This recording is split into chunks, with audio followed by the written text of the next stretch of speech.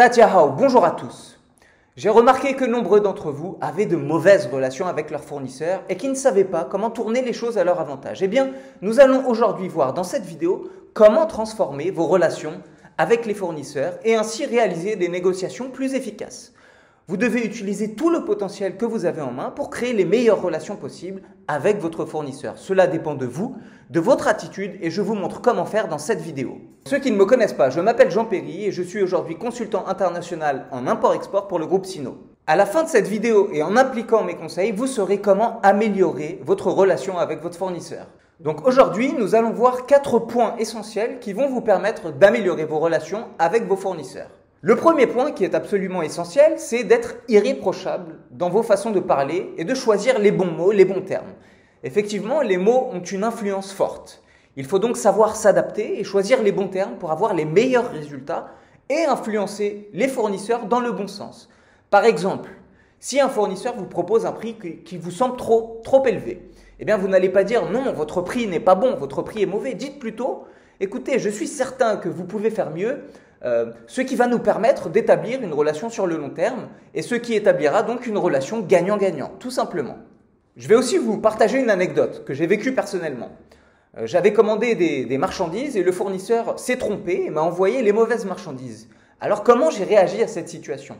Eh bien, je ne l'ai pas pointé du doigt, le fournisseur. Je ne l'ai pas blâmé.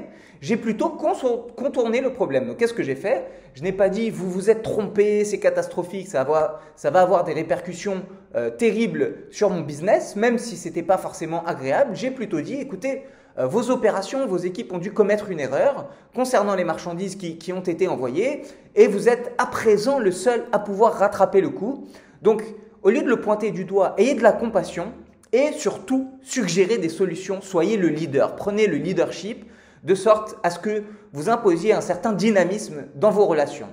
Donc cette approche est absolument essentielle et le choix des bons mots et des bons termes est essentiel parce que vous allez tourner les choses à votre avantage, ce qui va vous donner des résultats plus favorables et ce qui va vous inciter à avoir de meilleures relations avec votre fournisseur. Dans le cas contraire, que va-t-il se passer ? Eh bien, vous allez peut-être entrer en conflit avec le fournisseur qui va perdre la face et cela va déboucher sur des résultats qui seront peu satisfaisants pour votre business. Donc, vous allez perdre du temps et perdre de l'argent. La deuxième chose qui est importante, le deuxième point, c'est de ne rien prendre personnellement. Je vous donne un exemple global. Si une personne vous dit « Oh, vous êtes moche », eh bien, vous allez être déçu, certainement.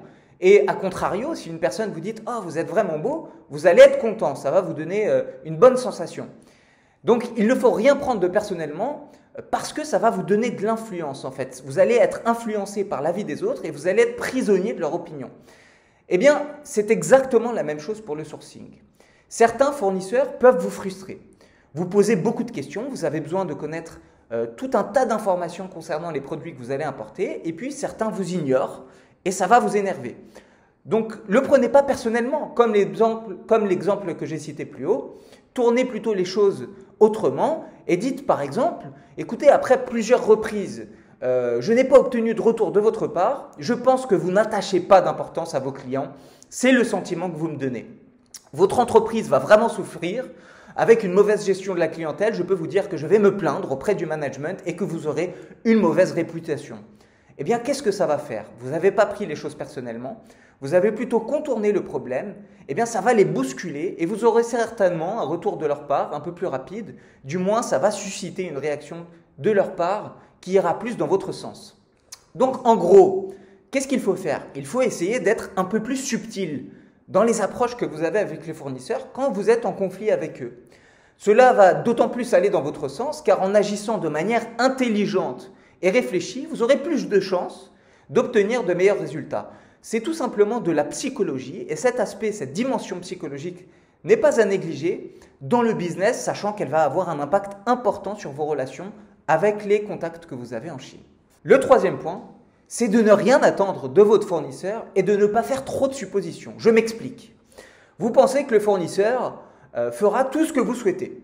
Et idéalement, effectivement, c'est ce qui va se passer, mais dans la réalité, c'est différent.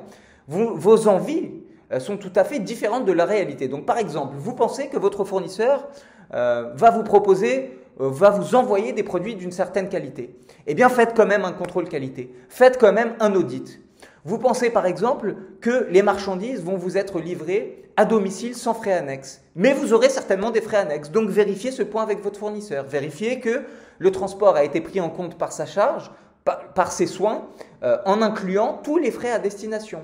Vous pensez par exemple que le fournisseur va vous faire des remises, mais il ne va pas vous en faire. Donc assurez-vous de ce point dans la purchase order. Voilà, ne faites pas trop de suppositions, n'attendez pas trop de votre fournisseur et vérifiez tout par vous-même. Il faut rester respectueux, mais n'avancez jamais aveuglément. Le quatrième point, c'est de toujours essayer de faire mieux. Qu'est-ce que ça veut dire? Ça veut dire que vous pouvez toujours demander des conditions plus favorables dans le cadre des négociations. Donc, dans la vie en général, j'ai envie de vous dire, donnez toujours le meilleur de vous-même. Eh bien, c'est exactement la même chose sur le business, sur le sourcing, dans l'import-export. Quand vous finalisez une commande, demandez-vous toujours, est-ce que c'est le meilleur fournisseur? Est-ce que ce sont les meilleurs produits? Est-ce que ce sont les meilleurs prix? Est-ce que je peux avoir des rabais supplémentaires? Voilà, donc demandez-vous toujours si vous pouvez faire mieux et vous aurez par conséquent toujours des meilleurs résultats. Et en bonus de cette vidéo, je vais partager une expérience que j'ai vécue personnellement. J'ai eu 2 clients qui sourçaient directement en fait avec le même fournisseur, donc je me chargeais du transport uniquement. Eh bien, figurez-vous qu'un des clients avait eu de bien meilleurs prix que l'autre. Pourquoi à votre avis? Eh bien parce que ce client avait établi une relation particulière avec ce fournisseur. Il partageait des moments de famille, il partageait des moments de sa vie, de tous les jours. Il lui montrait, il lui partageait en fait tous ces moments et cela a établi une relation entre guillemets amicale avec ce fournisseur. C'est vrai qu'en Chine, la dimension du quanqi, donc le relationnel est très importante et si vous attachez de l'importance à ce point, eh bien vous allez créer un contexte plus favorable aux négociations. Donc ce client en question qui a partagé des moments, je dirais, familiaux, des moments un peu personnels, a bénéficié de meilleurs prix que le second alors qu'ils avaient les mêmes produits et le même fournisseur. Donc voilà, prenez ça en considération. Sachez qu'il faut se prêter au jeu.